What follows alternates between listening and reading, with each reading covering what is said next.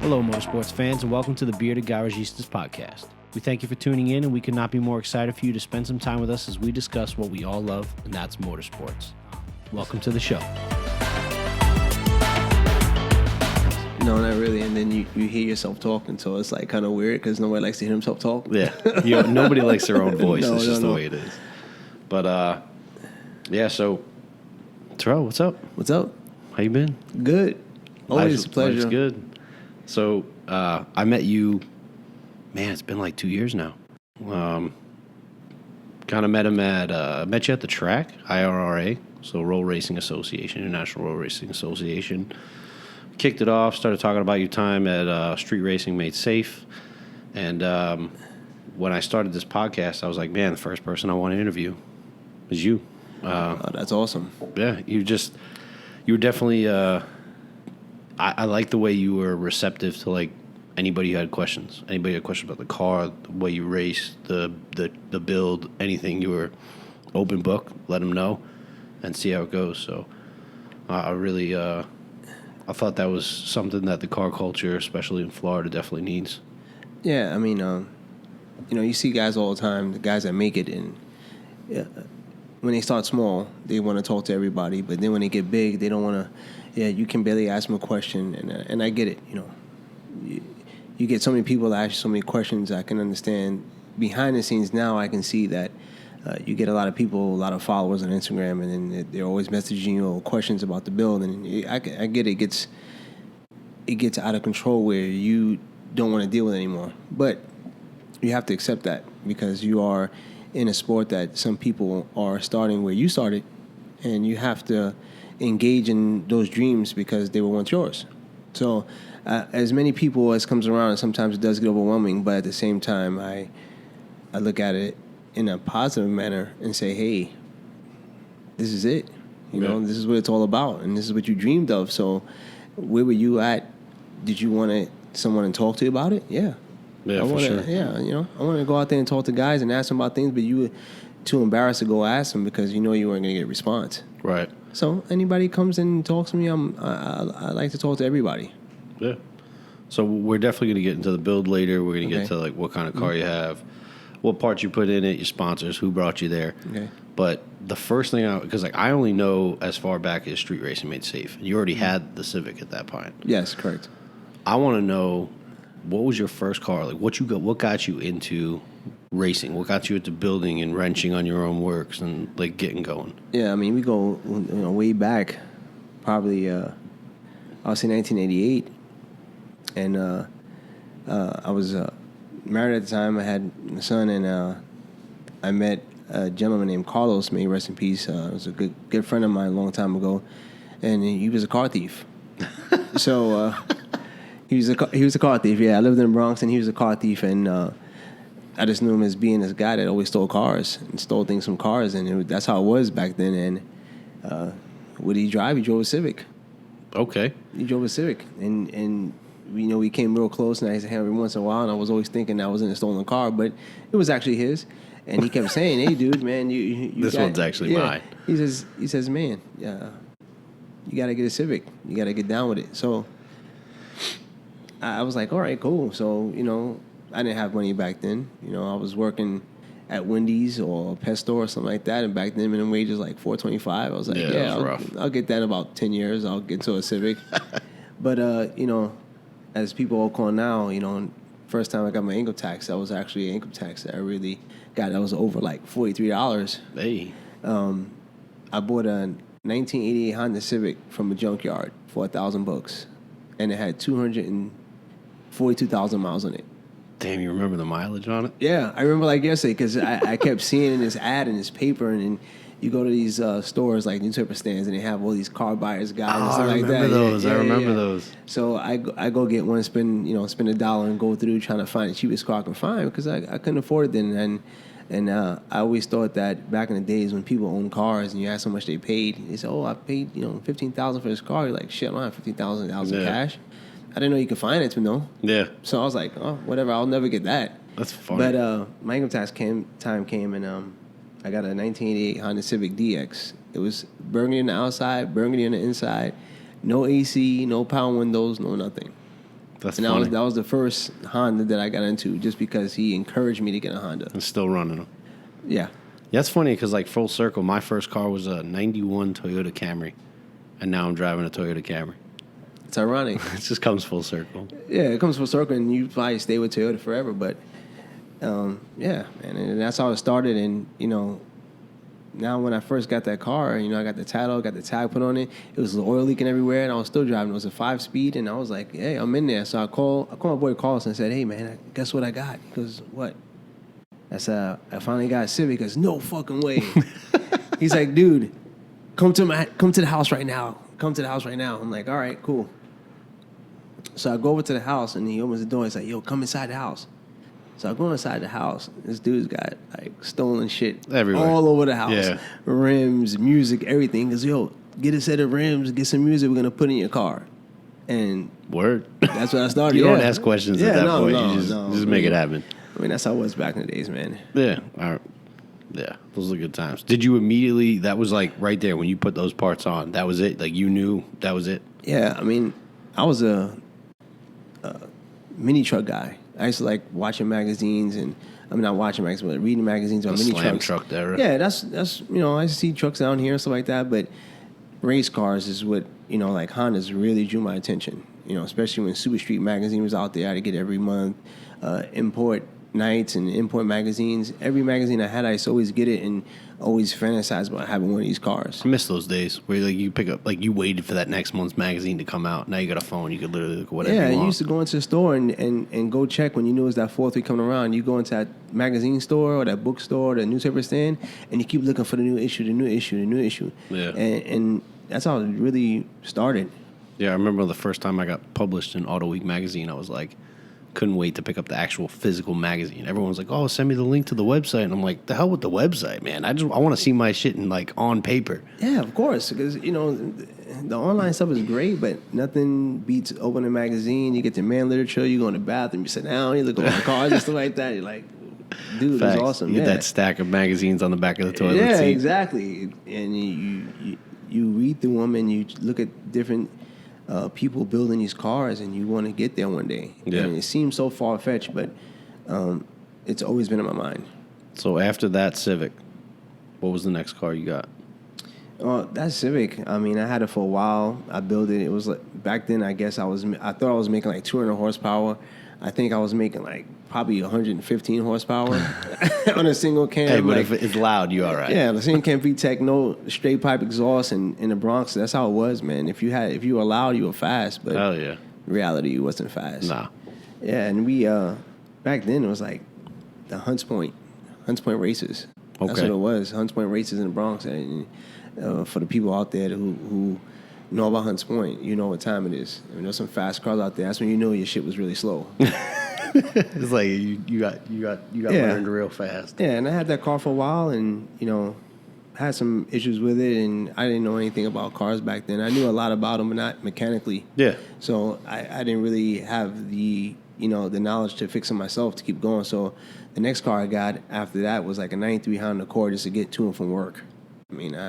I think that time I was going through a rough time, and I had lost my son, and he was like 8 months old, and long story short, it kind of took a lot out of me. Yeah. So I can imagine. Yeah. So my attention really wasn't on cars. It was more of a survival mode. Yeah. So I was really that brings you back down to earth. Understand Yeah. what your focus is. Yeah, it does, and it takes a lot out of you. Yeah. And it takes a lot out of you, meaning that the things that you really want to push for, you kind of have lost the interest because your mind is so clouded with all the pain and stuff like that. And it was a learning experience for me going through life, trying to figure out what I want to do, where should I be. You have a lot of regrets. You have a lot of things that you think are your fault, but they really weren't. Yeah. And I lost, touch with myself for a while as far as cars are concerned. What kind of knocked you back into getting back into it? What kind of brought you back from that? Was there like a one specific thing, or like you just like went to a race and this was it? This is where I need to be. I think it was just more or less at the time was financially, and just my state of mind wasn't there, and I just didn't have a care for anything. Right. But what really put me back into it is that I began to get over the situation. Okay. And I think that I used that as an exit strategy to kind of get through that time. So it was more like a back and forth. And then finally, the next car I got was a 1980 Acura Integra. It was, bro, those back in the day were the yeah, shit. yeah. And it was a 1988 Integra. It was like a hunter green color, beige leather interior. It was an automatic. It wasn't stick. And I started with that, and I just try to facilitate the energy to doing cars again to get out of that slump. Were you still in the Bronx at this point, or you had moved down? No, I was still in New York. I was in upstate New York. I wasn't in the Bronx. Okay. I had been through a lot of different changes in life, and I had in upstate New York, which is like Putnam County and stuff like that. And I was working for Fridays. I was a manager for Fridays, and I really went through, rolling back to before the Integra. After I got rid of the car and, I lost my son and I lost touch of myself, I really got knocked back down to reality. Right. And I had to start all over from scratch. I mean, at one point in time, I was living out of my car, man. I feel like everybody's got that kind of like that point in your life that's like a turning point. And it might not be as hard as like living out of your car. For me, it was like I was in an apartment, had a girlfriend at the time, broke up, gone.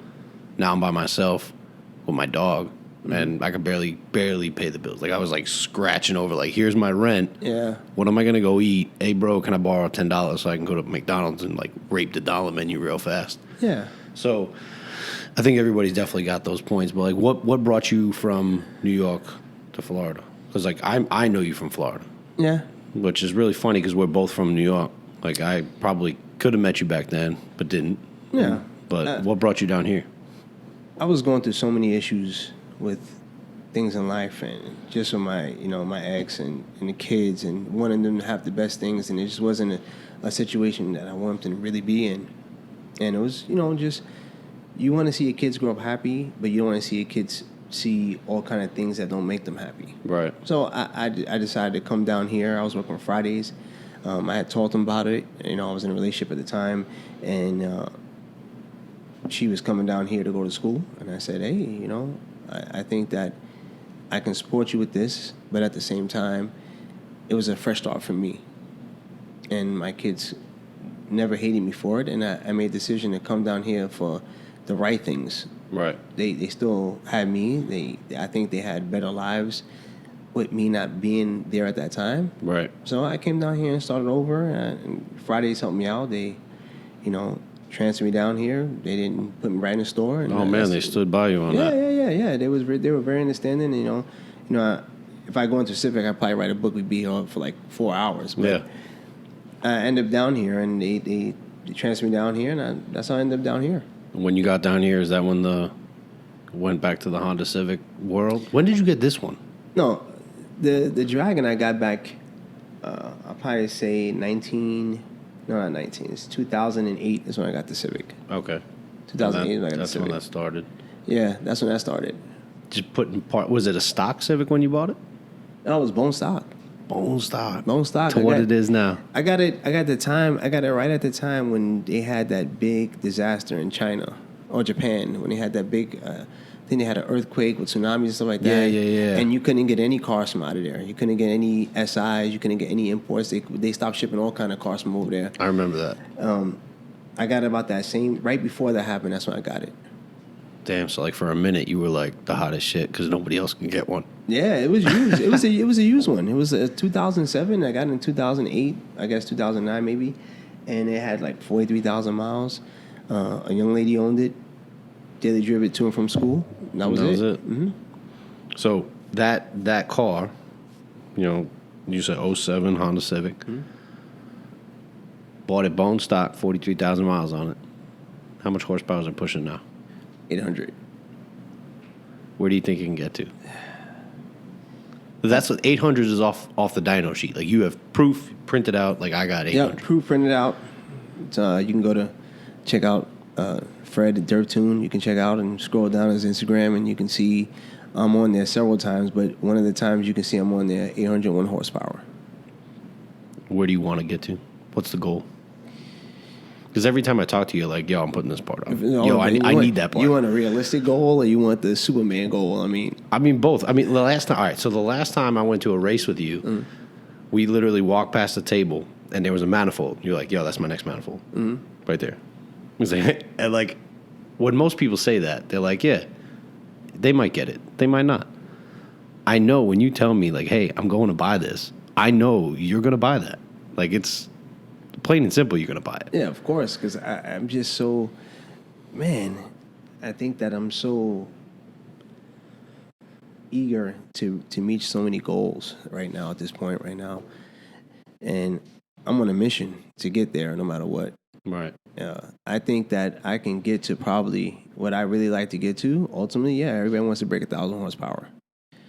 But not 1,000 horsepower and to keep going on and on. If I can break 1,000 horsepower at some point in time, I think that'd be a goal. Even if it's 1,000.39, I'll be okay with that. And even like, so for the people who don't know, never met and seen your car in real life, your car's a full interior. Of course. No roll cage. Nothing. It's a street car. It's a street car, and eventually I'm gonna have to get a roll cage because I'm gonna keep getting yelled at because when you take it to the track, people think I'm crazy going down there, and some guys understand that. I'm one of them. Yeah, even people who truly care about you really think about those things because it's dangerous regardless. It's fun and it's an adrenaline rush, but you got to be safe. And once you get that fast and it starts going that fast, but at least you're doing it on the track. So like I assume that when you first came down here, Mexico was probably a thing. Mexico's a thing for everybody. Yeah. When you're young and stupid and you do dumb shit. It's just the way it is. But then I assume street racing made safe kind of pulled a lot of people out of that. No, I think, it has. And that's a great part of it. But there's always going to be in Mexico, there's always going to be some spot where people are doing those things. And then there's a lot of guys that are great now that, started on the track or started in the streets. There's still a lot of great guys that I think that are only known for things like that. But I just can't because I just think there's too many risks involved. Yeah. And I don't knock anybody for doing it because I watch it, I applaud it, I comment on it, I think it's great. But sometimes, no one wants to show the bad side when somebody crashes or wrecks out and their dreams are just gone. And I have to protect my investment, Yeah. So going from that, street racing made safe, which down here in Florida, that was kind of like the movement to try to get everyone off of racing and off the streets, get them onto a racetrack where they have some kind of direction. They have, staff on duty that would, medical help, things like that. So, and now, you evolve into something like the International Roll Racing Association that's actually like branching out. And it's not just in Florida. They go to Memphis. They go to a bunch of other tracks. And I know they're trying to, I've talked to Chris Harris who runs it, and he's trying to go over to Australia and pretty much blow this thing up global because he sees it as a way to get people off the street. He also sees it as a way, from my understanding, that like when you run from a dig, things break. And if this is your street car, this is your everyday driver, this is something you don't have a lot of money, you don't have backings from a lot of sponsors, which I'm surprised you don't have. I know you have sponsors now, but when I first met you, you really didn't have any. No, not at all. And then, the whole dig racing thing is that I think that it's not that I don't like it. It's not that I'm afraid that things are going to break. I'm afraid that I'm not going to do good at it because I've never done it before. I mean, anyone can roll race because it's easy. You get to 40 miles an hour, step on the gas, and as long as you control the car and shift gears, you're good. I think dig racing requires a lot more skill. It's a lot of coordination, and I don't think I can do it, but I just don't have enough confidence in myself for it yet. All right. So I think once you put the roll cage in, once you start getting that car there, is dig racing on the map? Are you going to take it to? I can see you and JP going at it. Yeah, yeah. You guys will meet JP in a later episode, I'm sure. Oh yeah, of course, man. And that's all fun sport because he's a good dude, and we have fun at the track, and we it's a good camaraderie. Yeah. But I think that that'd be great. I really think it'd be great. I think that a lot of the guys ask me all the time, why don't you dig race? They want to see the car do actual times. So I think that I need to do it not only for myself, but for a lot of guys that support me and follow me. I think they deserve it. For sure. I deserve it. We want to see what's going on with the car. I mean, yeah, going 40 roll and getting down the track fast, you can kind of estimate it, but really want to true times, and I think it's going to have to happen at some point in time. Yeah, I definitely think that the International Roll Racing Association, IRRA, I think it's definitely a great thing. It definitely has a place, and I think it will grow. It'll be slow, but I think it'll grow because everybody has this stigma about how roll racing isn't real racing, and I mean, I'm a fan of digs. I'm not gonna lie. I've always been a fan of digs. I love going to dig races. There's nothing like tire wrinkle and wheelies and like watching a car hook and squat and just take off and disappear. Yeah, but what is FL2K? It's roll racing. It's all roll racing. But why is it any different than an event like IRA? There's no difference. The only difference is that we don't have to go and put ridiculous amounts of money to race, and everybody's doing it. Everybody's roll racing, right? Because they just have 1,000 horsepower, 1,200 horsepower. It'd be the same thing as people in the World Cup finals. Hey, you want to run a World Cup finals from a dig? No problem. You got a 6-second car, you're in. What's the difference? So this is what I never understood. I go to IRRA now, right. And I photograph a lot of the events and things like that, and that's what I do. But what I never understood was, why does a thing like FL2K that happens once a year, pretty much, get so big and everyone goes to it and it calls people from everywhere? Yeah. But you have something like IRRA that is a seasonal thing. So you have a certain amount of seasons, you race for points, and then the winner with the most points at the end wins. Why doesn't that pull as much racers and fans as something like FL2K? Why do you think? I think that I don't think enough people know about it. I mean, I think that people will participate, and there's been some people come out there, but MPI, they go to FL2K, they come to the IRA, but why doesn't anybody else come? I have no idea, but they love it. I mean, they come on and roll with us all the time. Never miss an event. Good people, they're good competition. Yeah, they're fast and everybody, but that's what it's all about, right? But yeah, that's the point. Yeah, but FL2K is the same thing. It's just that you have it once a year or have it often. I don't know. I'm not, I don't have knowledge to know, but this is a seasonal thing, and it's once every other month and once a month, and it's great. I think people should be all over it. Yeah, I think it'll get there. It'll definitely get there. I mean, I don't think we should have to televise it for people to know it because, No.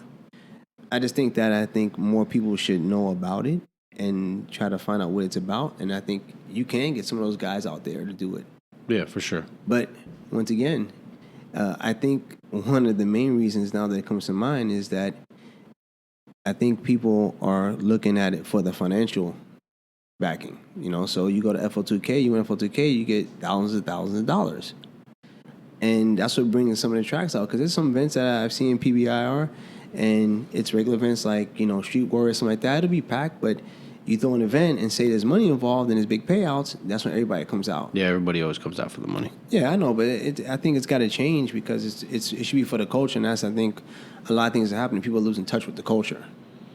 So I think that if, the IRA can take off, and I think 2020 is going to be huge. I really do. I'm excited. I think it's going to go a long way. For sure. So back to the car, though. I think everyone, hears 800 horsepower, and they kind of want to know how you got there. So imports in people who don't have a lot of money, right? Or, that's usually where they start as imports. And I'm not saying, anybody who, it's what you enjoy, right? You started with the Civic. You're going to always be a Civic guy. I already know you're going to always be a Honda guy.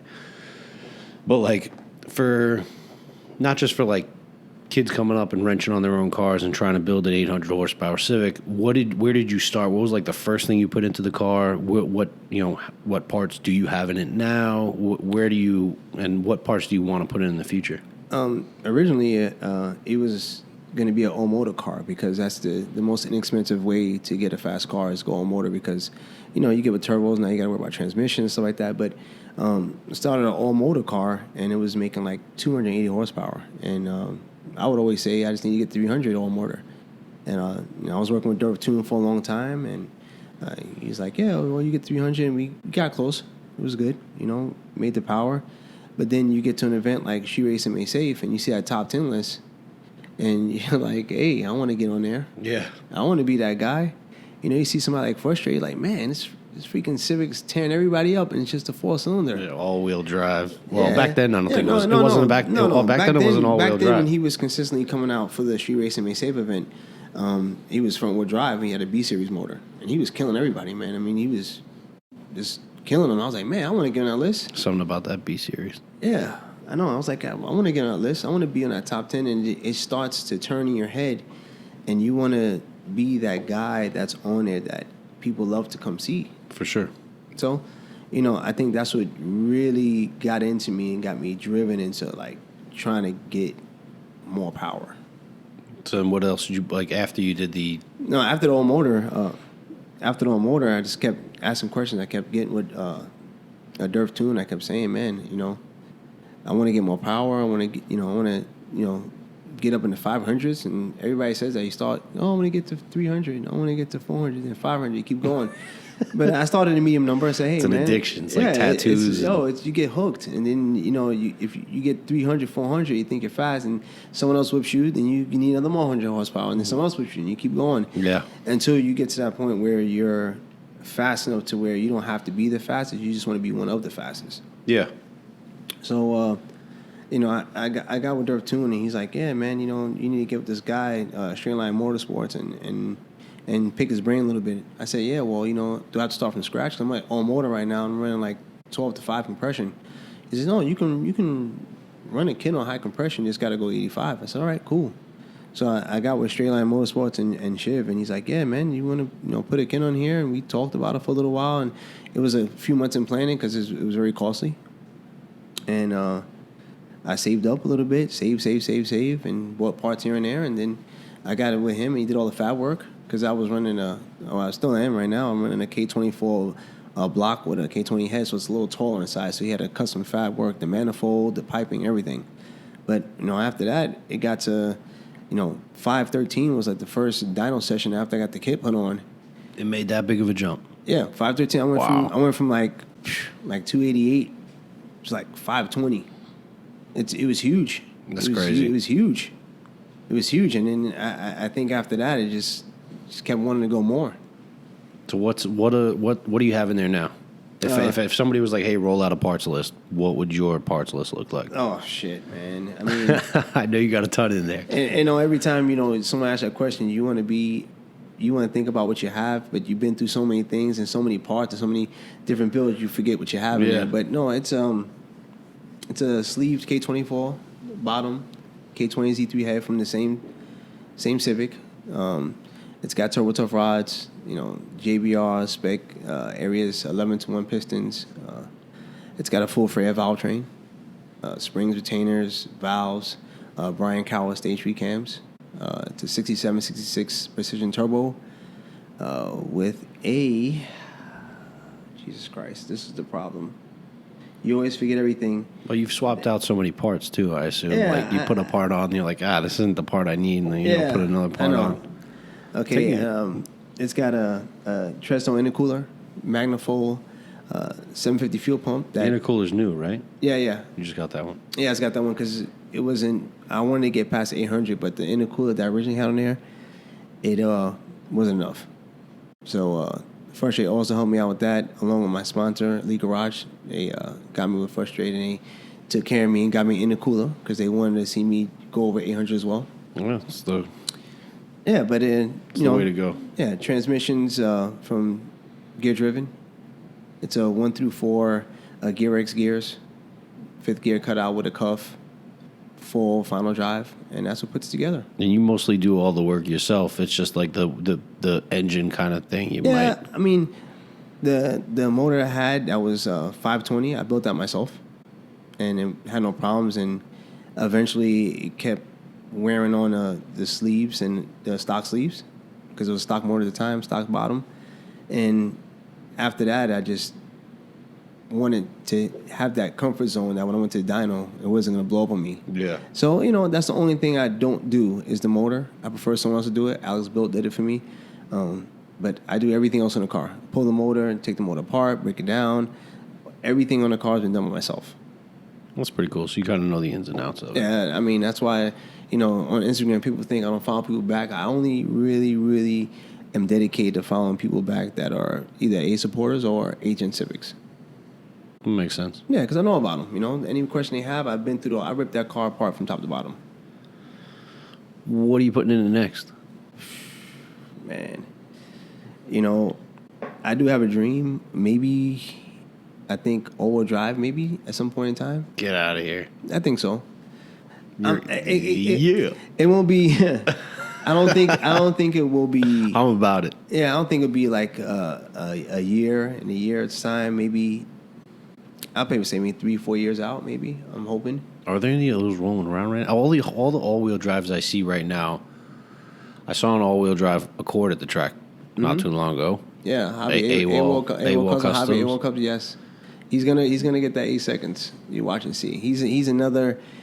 He's close already. Yeah, he's another family member. He's also sponsored by these garage, and trying to get him back on track and get him to where he needs to be. And I think he's gonna get there. Then he got frustrated and he's got the hatch. Mm-hmm. He's all-wheel drive. I think JP's eventually going to go all-wheel drive. I think he already talked about it with him once, but I think he's going to go all-wheel drive too. Yeah, I think so too. I think he's contemplating him. I think he knows that that's where it's at. I mean, that's where everybody's going to, all-wheel drive. Yeah, but if you want that if you want the world stage, you want the national stage, you want to go to those big races, and you want to turn some heads and get on those lists, I think all-wheel drive is the way to go right now. Yeah, but I don't think that if I go all-wheel drive, I'm never going to want to get to like a World Cup finals or something like that, you know. I just really want to stay dedicated to the local place like this. I mean, you can still be just as good in your hometown, you know, with the guys that follow you. I don't want to disappear off the face of the map, because once you get into that league of being that guy on the track that's fast and people enjoy watching you, you can't disappear. Because it hurts the guys that are trying to be like you to be able to pick your brain and see the car out there. And people go to the track just to see some of these people out here race.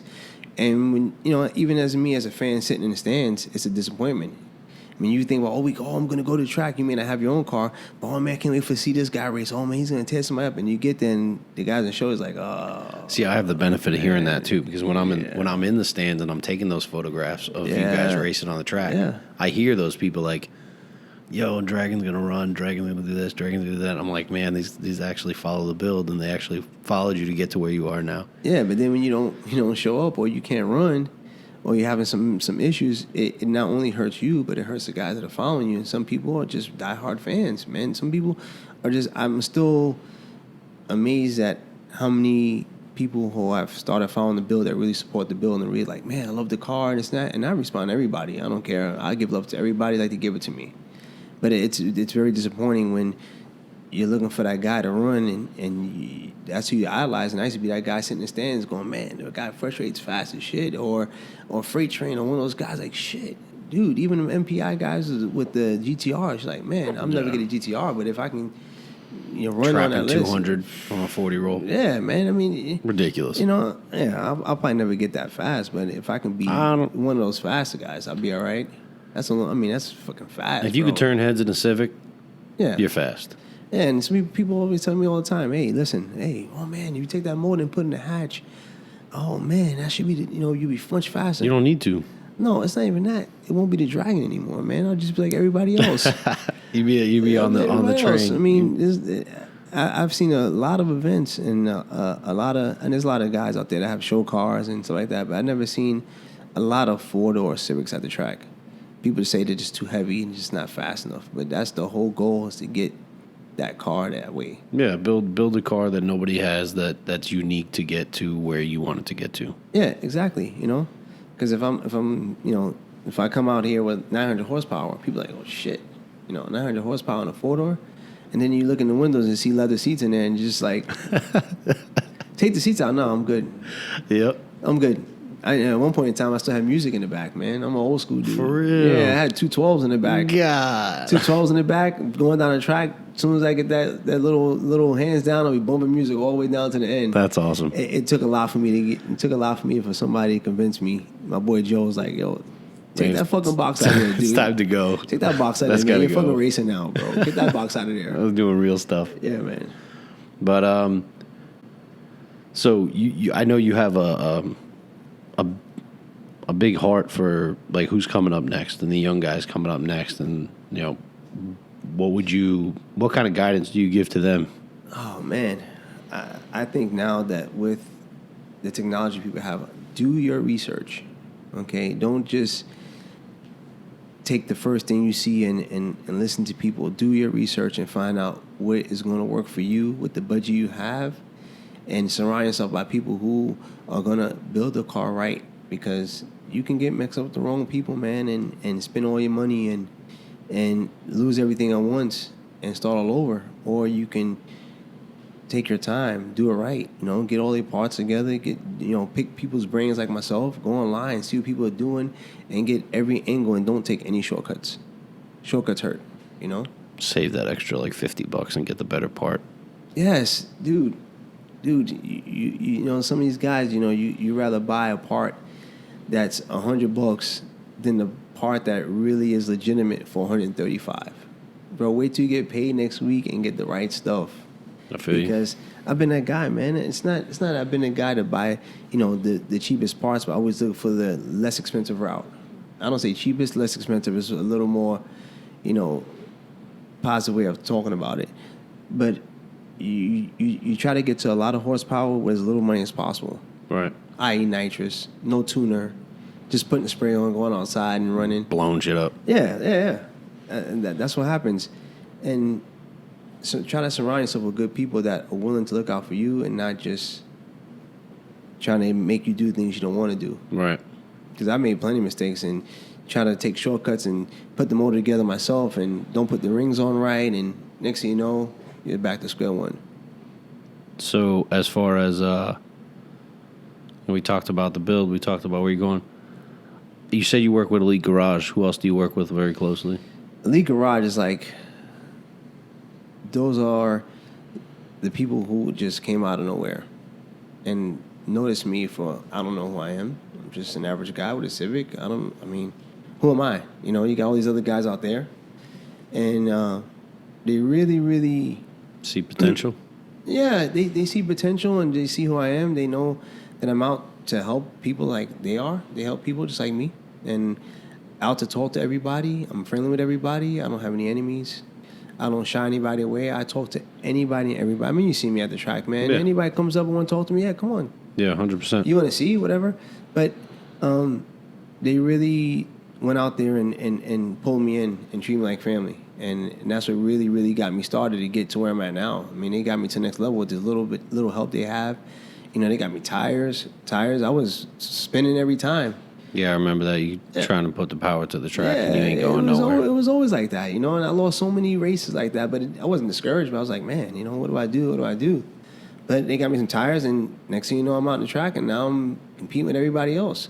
So, yeah, they took me on, and that's like my family. And now because of that, now somebody like Pure Oil, good oil company based out of California, Pure Oil Dre, Pure Oil SoFlo, and these guys, Pure Oil AC. They called me up one day and, hey man, we've been watching you and we like to sponsor you. Like, would you mind using oil? We got couple sponsors down here. We don't have any race cars. I'm like, race car? I'm just a track guy. I don't know a race car. Make it seem like I was driving like a. Sometimes you too humble for your own good. Like a 7-second GTR or something like that. I'm like, oh, okay, well, cool. And when you, for me, it's overwhelmingly I'm overwhelmed with joy. Believe it or not, yeah, I really am. But you're also shocked at where you're at and where you've come, right. And it's still surreal to think that someone would, reach out to you and try to say, hey, we'd like to, sponsor you, and anytime you need an oil change, we'll take care of it. Sure. It's awesome. But those are my two sponsors, and I'm super happy about 2020. I mean, Pure Oil just came on, and they just decided to invest in me and give me some oil, and I'm gonna push their product. And Elite Garages is just I can't say enough. I mean, that's like my backbone. It gets my eyes open, aware of what's in the community, and they want to more or less help people, and they're all about the racer. Right. They're not. It's not they take you over and they want to run your life and take. Definitely sounds like the people you would want to have in your corner. Of course, they in a short term is almost like they're out for your best interest the same way your parents are. They're out for your best interest. So, not to cut you off, but No, you didn't go to FL2K this year. You didn't race. No. I know you said 2020. You're excited. You're getting going. I know you're always going to compete in IRRA. Is FL2K on the map? What other bigger races like Import Face Off? I think is down at PBIR in Palm Beach International Raceway, aka Moroso. I think they're coming in November 17th or something like that. Yeah. Do you plan on that one or no? I'm not sure. I don't know if I'm not sure if it's a private event. I'm not sure. I don't know. I don't know if it's a private event or not, but I don't really too much about it. But I know IRRA is definitely on the map. Oh, that's definitely. But FO2K is definitely something I would like to get to next year. I think I can get enough power next year from here now to next year. I think I get enough to get there. I mean, there's a lot of fast guys out there. I mean, there's different classes, but I just want to go out there for the experience. But I think I can get out there. I know you can get out there. For sure. I have to. If you're not going to say it, I'll say it for you. Like how you always tell me, like, yo, your photography is top notch. And I'm like, I can get better. You're like, no, it's up there. I'll do the same for you with your car. Yeah, I appreciate it. I can get there. I think that probably, I know for sure I'm going to get to at least 875, 900, no matter what. That's guaranteed. I have to get there. I'm the motor set up for it. We've got a couple little issues that I need to work out, but I think that has to happen. That's awesome. Mm-hmm. Yeah. So, real quick, your Instagram, what's the tag? It's K24 Red Dragon 07. K24 Red Dragon. Yep, that's my Instagram. All right. And please go follow. Come watch the build. Come have fun. Ask questions. Check out Elite Garage. Yep, definitely check out Elite Garage, Pure Oil. Please, Pure Oil Dre, Pure Oil SoFlo, Pure AC. Awesome. The main Pure Oil USA. Check them all out. But definitely, please go check out Elite Garage. I'm so stoked. It's going to be 2020. It's going to be a good year. Yeah, it is. I think I'm very excited. I'm anxietied out, and I think it's going to be great. I really do. Well, I really appreciate you having you on, coming on to the new podcast. No, man, this is great, man. I mean, I couldn't ask for anything more. I'm honored, and it's a pleasure meeting you, and you come across people's lives sometimes, and it's definitely means everything. Because look how it is, man. We met at the track, and then we met at the crank, and then look. So you meet everybody for a reason. I think everybody is in someone's path for a reason. You know, I always talk to you. I always wish you the best luck, and I always encourage you as much as I can because I think you do phenomenal work. I really do. I appreciate that. Absolutely. All right, man. Yep. We'll see you guys later. All right.